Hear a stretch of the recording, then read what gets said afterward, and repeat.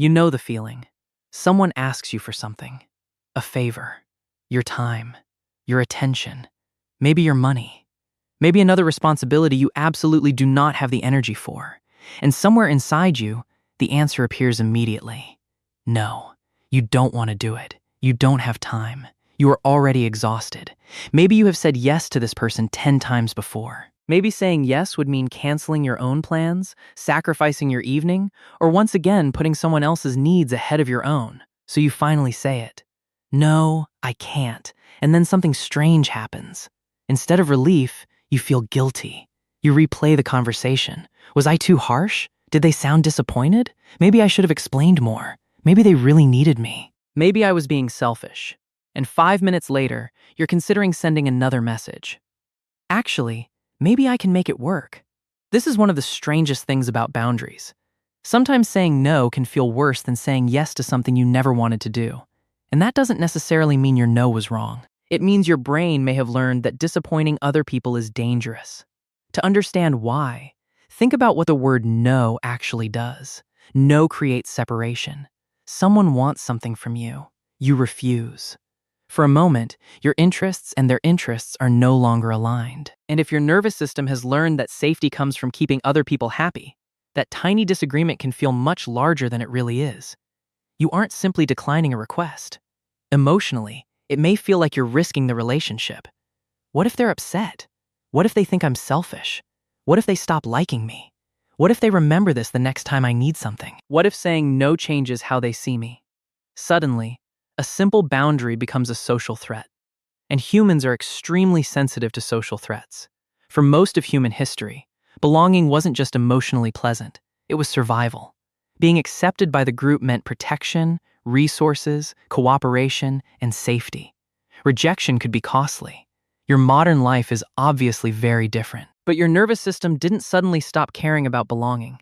This is why someone's disappointed expression can sometimes produce an emotional reaction completely disproportionate to what actually happened. You decline dinner. Your brain reacts like you've damaged the relationship. Your coworker asks if you can take another task. You say you're already overloaded. They look disappointed. And suddenly you feel like you've done something morally wrong. But notice what happened. You didn't hurt them. You disappointed them. Those are not the same thing. This distinction matters because many people unconsciously interpret another person's discomfort as evidence of their own wrongdoing. If someone feels bad after I say no, I must have done something bad. But emotions don't work that way. Someone can be disappointed by a perfectly reasonable boundary. A friend can wish you had attended their party while your decision to stay home was still reasonable. A coworker can feel frustrated that you won't cover their shift while your refusal is still reasonable. A family member can dislike your boundary without your boundary being unfair. Their disappointment tells you something about what they wanted. It doesn't automatically tell you what you should have done. But if you learned early in life to monitor other people's emotions, this distinction can be incredibly difficult to feel. Maybe you grew up around someone whose mood controlled the atmosphere of the entire room. When they were happy, everyone relaxed. When they were upset, everyone adjusted. You learned to notice facial expressions, tone of voice, silence, tension. You became very good at predicting what would keep things peaceful. And maybe being good meant being easy, helpful, agreeable, low maintenance. Don't complain. Don't make things difficult. Don't upset anyone. Help when you're asked. Be grateful. Be polite. And somewhere along the way, cooperation can quietly turn into self-erasure. You stop asking, "What do I want?" and start asking, "What answer will create the least disappointment?" That works surprisingly well for keeping relationships smooth, at least temporarily. But there is a cost. Because every time you say yes when you want to say no, someone else receives your cooperation while you absorb the consequences. Your evening disappears, your workload increases, your energy drops, your priorities get postponed, and eventually, resentment appears. This is the paradox of people-pleasing. You say yes because you don't want to damage the relationship. But repeated, unwanted yeses can slowly create the very emotional distance you were trying to avoid. Imagine a friend regularly asking for favors. Each individual request seems small. Can you drive me somewhere? Can you help me with this? Can you cover something for me? Can I call you? I need to talk. And you keep saying yes, not because you genuinely want to, but because saying no feels uncomfortable. At first, nothing seems wrong. Then you start feeling irritated when their name appears on your phone. You become annoyed before they've even asked anything. You begin interpreting normal requests as demands. Why? Because the boundary you refuse to express externally is now appearing internally as resentment. Resentment often says, I keep giving something I don't actually want to give, and sometimes the other person doesn't even know. From their perspective, you keep saying yes. They may reasonably assume you're okay with it. Meanwhile, inside your head, you're keeping a completely different score. I helped them last week. They should know I'm tired. Why do they keep asking? They're taking advantage of me. Maybe they are. But sometimes people aren't crossing a boundary. They're interacting with a boundary that was never communicated. And this is where guilt becomes especially powerful. Because guilt can train you to abandon your own boundaries before anyone else even challenges them. You say no. You feel guilty. Then you reverse the decision. Your brain learns something. Guilt made the discomfort disappear. The next time you try to say no, guilt arrives even faster. And now the emotion begins functioning like an internal alarm. Go back. Fix it. Make them happy again. Restore the connection. But before obeying that alarm, there is a question worth asking. Did I actually do something wrong? Or did I simply do something that someone else didn't like? Those two experiences can feel almost identical, but psychologically, they lead to very different places. Real guilt has a purpose. You hurt someone. You broke a promise. You violated one of your own values. You behaved unfairly. Guilt can appear and say, you need to repair this.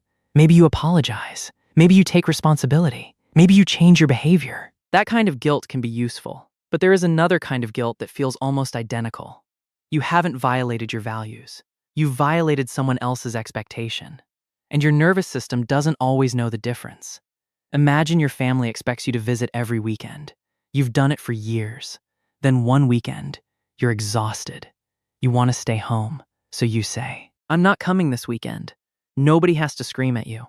Nobody has to threaten you. Your mother might simply say, oh, okay, and somehow those two words are enough. You hear disappointment in her voice. Immediately, your brain begins building a case against you. She misses you. Family is important. You could probably make the trip. You don't have anything that important planned anyway. Maybe staying home really is selfish. Notice what happened. The facts haven't changed. You're still exhausted. You still need the time. But another person's emotional reaction has suddenly become evidence against your boundary. This is why saying no can become especially difficult in relationships where you have been assigned a role. The reliable one, the helpful one, the easygoing one, the person who always answers, the person who fixes things, the person who never says no. Roles create expectations, and expectations create predictability. If you've spent years saying yes, the first few no's may feel surprisingly disruptive. Not because the boundary is wrong, because you're changing the pattern. Imagine a door that has always been unlocked. People get used to walking through it. Then one day, you lock it. The lock isn't an attack, it's a boundary. But anyone accustomed to unrestricted access may experience it as a loss, and their reaction can make you question yourself. You've changed. You never used to have a problem with this. Why are you being difficult? I guess I just won't ask you for anything anymore. Sometimes the pressure is subtle. A sigh, silence, a disappointed expression, a delayed reply. And if you're highly sensitive to disapproval, that may be enough to activate guilt. So you start over-explaining. No, I can't come tonight because I've had a really long week and I have work tomorrow and I haven't slept properly and I promised myself I'd finally clean the apartment and... Why do we do this? Because a simple no can feel morally insufficient. We want evidence. A reason strong enough that the other person cannot possibly disagree. We aren't merely communicating a decision. We're trying to win permission for the decision. And that's an important distinction. Because if your boundary only feels legitimate when the other person agrees with it, then they still control the boundary. You say, I can't. They challenge your reason. You provide another reason. They challenge that one. And suddenly you're in a courtroom defending your right to make a choice about your own time. This doesn't mean explanations are bad. Context can be considerate. Relationships involve communication. But there is a difference between explaining, because you want to communicate, and explaining, because you believe your no is invalid without approval. The second pattern can trap you, because there may never be a perfect reason. Suppose someone invites you somewhere. You don't want to go. That's it. Nothing terrible happened. You're not sick. You don't have an emergency. You would simply rather stay home. For someone who struggles with guilt, this can feel almost unacceptable. I need a better excuse. Why? Because I don't want to feel selfish. But think carefully about that word, selfish. We often use it for any decision that benefits ourselves. But having preferences is not the same as disregarding everyone else. Protecting your energy is not automatically selfish. Choosing how you spend your time is not automatically selfish. Declining access to your attention is not automatically selfish. There is a difference between I am the only person who matters and I am also a person who matters. Healthy boundaries exist in that second sentence.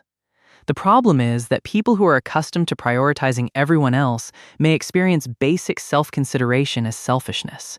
If you're used to giving 90%, giving 60% can feel cruel, even when 60% is still generous. And this is why guilt is not always reliable evidence. Feelings are real, but feelings are not verdicts.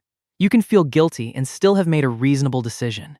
You can feel anxious and still be safe. You can feel selfish while behaving fairly. You can feel responsible for someone's disappointment without actually being responsible for fixing it. That last distinction is especially important, because another person's feelings can matter to you without becoming your job to eliminate them.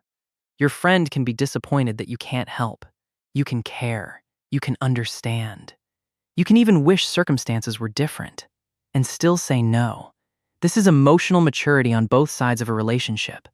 I can tolerate your disappointment, and you can tolerate my boundary. But many people never practice this. Instead, they try to prevent disappointment entirely. And that creates an impossible job. Because if your goal is to make sure nobody is ever unhappy with your choices, you don't really have choices. You have obligations disguised as choices. Every decision must pass through one filter. Will everyone be okay with this? And eventually, your life becomes organized around avoiding other people's negative reactions. This can affect much more than small favors. You stay in conversations you want to leave. You accept work you don't have capacity for. You lend money you cannot comfortably afford to lose. You tolerate behavior you dislike. You keep relationships alive long after they have become unhealthy. You agree to plans while secretly hoping they get canceled. And sometimes you become angry at people for not recognizing limits you never allowed yourself to communicate. The alternative is not becoming cold. It isn't saying no to everything. It isn't ignoring other people's needs. It's learning to separate generosity from fear. A useful question is, if I knew this person would not be upset with me, would I still say yes? Think about that. If the guilt disappeared, if there were no disappointed expression, no awkward silence, no fear of being judged, would you genuinely want to do this? If the answer is yes, great. Your yes may be generous and authentic. But if the answer is no, then another question appears. Am I saying yes because I want to help? Or because I am trying to escape the discomfort of saying no? Those can produce exactly the same word. Yes, but internally, they are completely different decisions. And over time, those different decisions build completely different relationships. One is built on freely given generosity. The other is built on fear of what happens when generosity stops. And that brings us to perhaps the hardest part of learning to say no. Sometimes the guilt doesn't disappear when you set a healthy boundary. Sometimes you have to set the boundary while feeling guilty. This is where many people get stuck.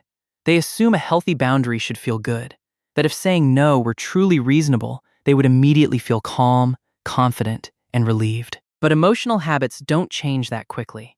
You can make the right decision and still feel uncomfortable. You can set a healthy boundary and still feel guilty. You can disappoint someone and still care deeply about them. The discomfort doesn't automatically mean you should reverse the decision. Sometimes it simply means you're doing something your nervous system isn't used to doing. Think about what happens when you start saying no after years of automatic yeses. Your brain predicts danger. They're going to be upset. They'll think differently about me. This relationship might change, so guilt arrives. And your instinct is to make the guilt disappear. You send another message.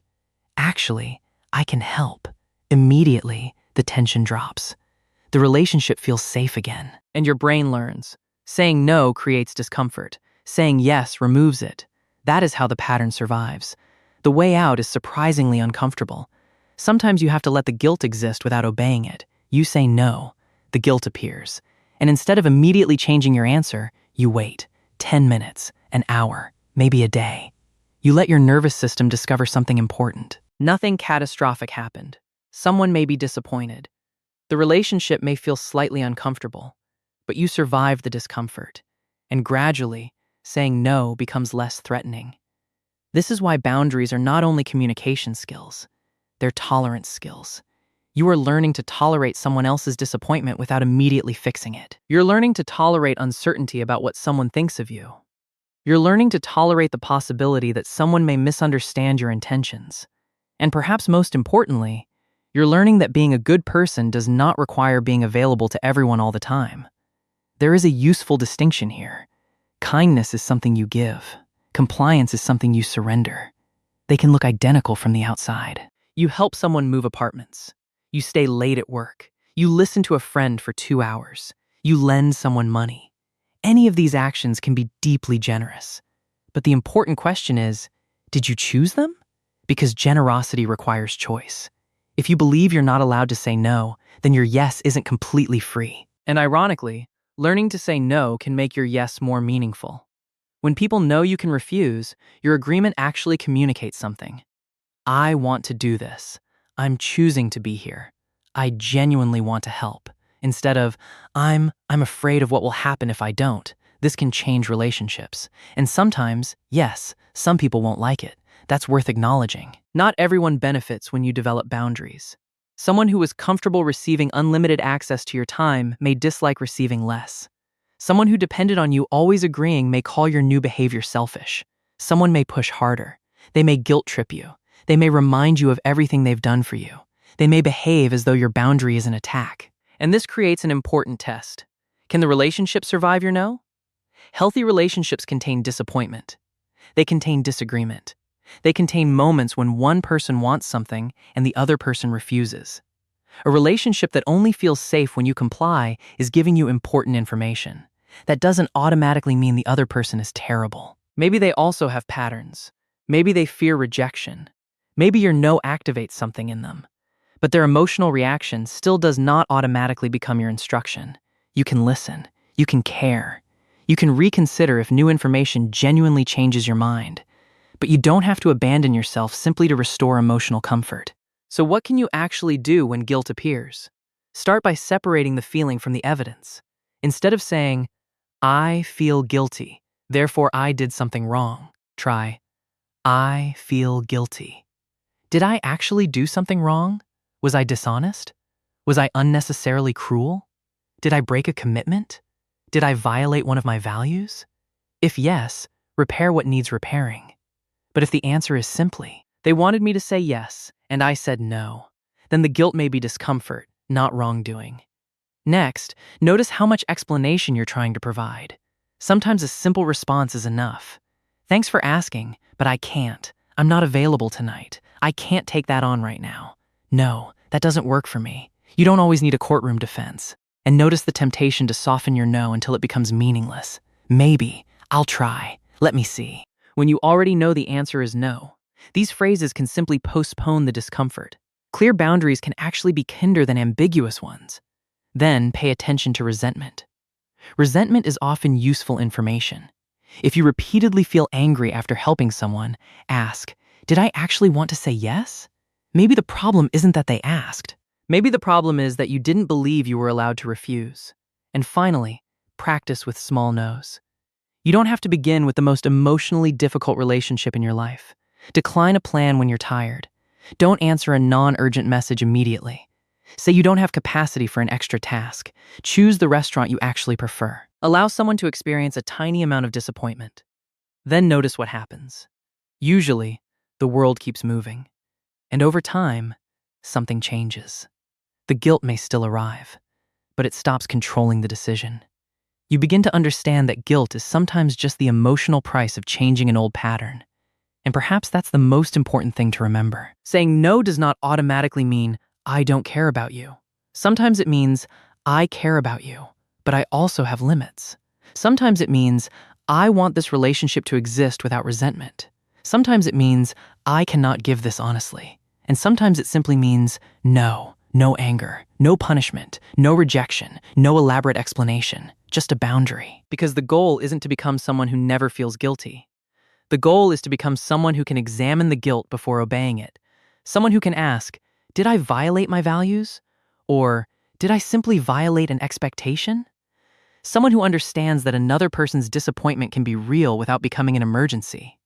Someone who can remain kind without being endlessly available. And someone who finally realizes that protecting your time, energy, and limits doesn't make your relationships less genuine. It gives your yes the freedom to actually mean yes. And sometimes, learning to say no is how you finally stop abandoning yourself every time someone else wants something from you.